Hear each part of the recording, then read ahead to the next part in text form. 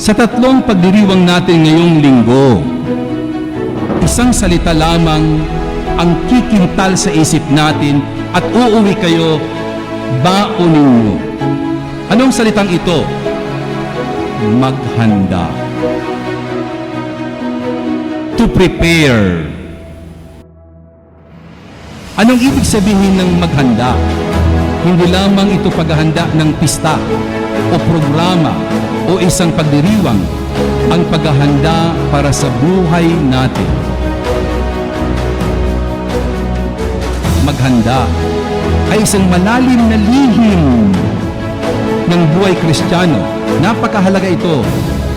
Ipinapalan niya ng paghahanda para sa Eucharistia, sa pagdating ng Panginoon, sa araw-araw na buhay, ay hindi nangyayari lamang kusang loob o aksidente. Ito ay isang mulat, aktibo, at mapagmahal na proseso. Preparation begins in your heart.